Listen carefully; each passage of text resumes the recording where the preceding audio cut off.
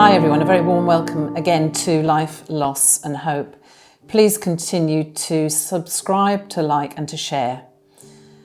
I recently posted a quote on the Life, Loss and Hope Facebook page that said, "Grief is a million heartaches in the course of a normal day," which seemed to resonate with many people. The death of a loved one brings on the shocking devastation of the lost life, but it doesn't end there. In many ways, it's just the beginning of a million secondary other losses, as the quote says, in the duration of every day. Ones we never expect or are prepared for, and certainly others around us do not see or recognise.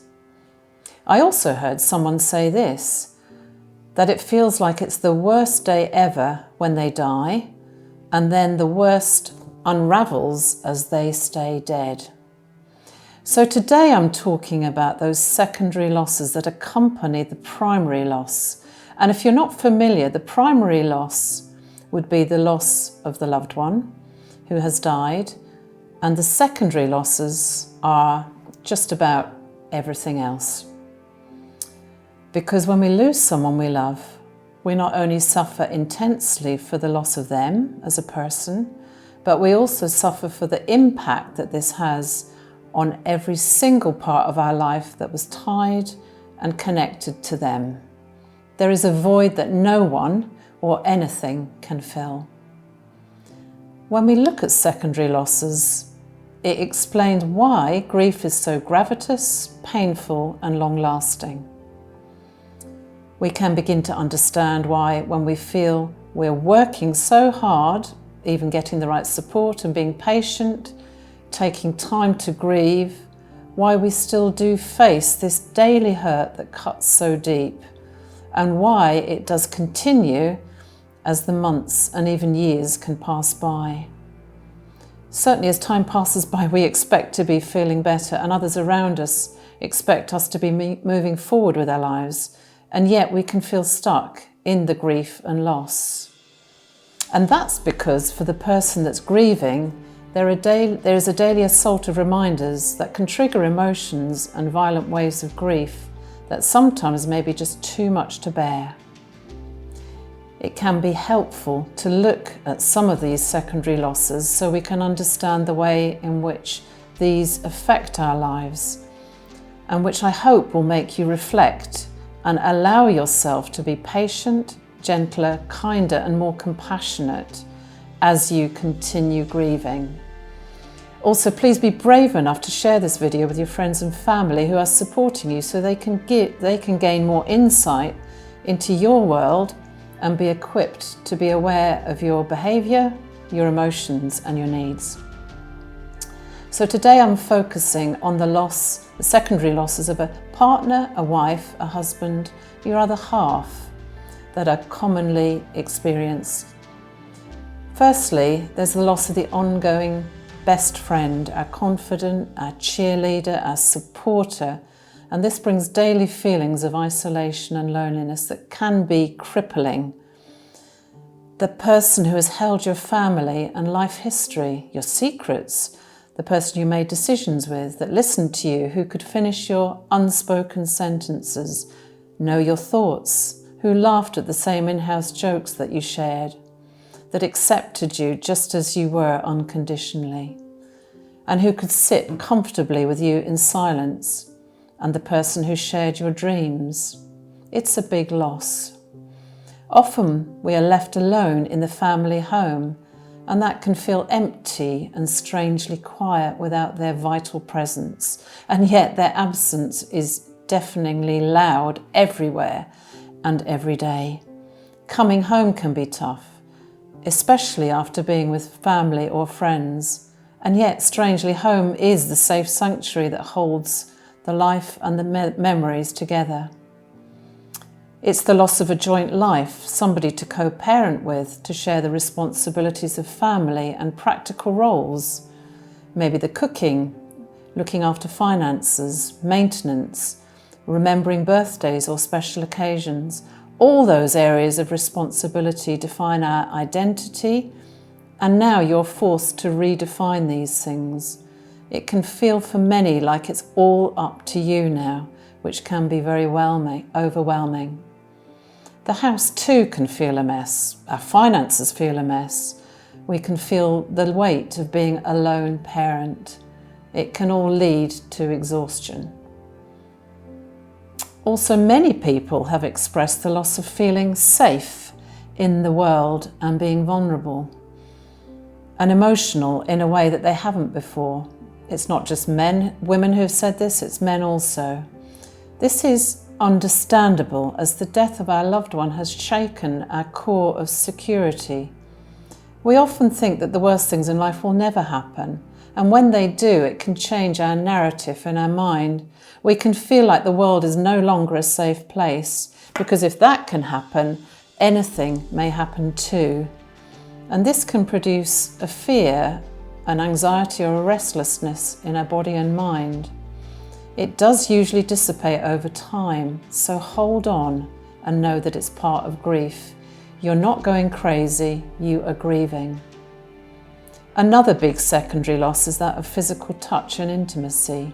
A hand to hold, a cuddle, their presence at night, a kiss, all the normal daily touches in a day are gone, and this makes us long yearn and miss them in an ongoing way that is hard to accept. Also, if you've been the primary caregiver to your loved one during an illness, that became your purpose and role in life, often a 24/7 role.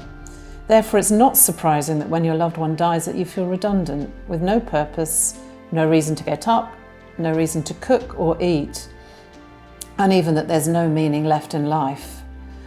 Basically, it is like losing a job as well as the person you loved. It takes time to rest, recover, and readjust to a different pattern of life, and eventually find a new purpose or direction, but give yourself as long as you need. And then there can be a sense of having lost ourself, the loss of how we used to be as a person, maybe a positive, carefree, happy, decisive person, and now you feel a wreck. I became personally so indecisive, it was chronic, and even the small decisions were monumental. We can feel like the shadow of our former self, lost confidence, even the feeling of being well and healthy, as grief affects us in many ways, physically and mentally.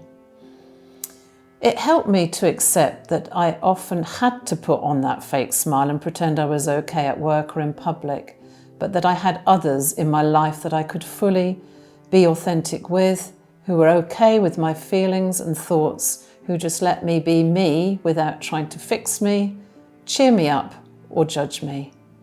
So I would encourage you, find people like that if you can, for they are a lifeline.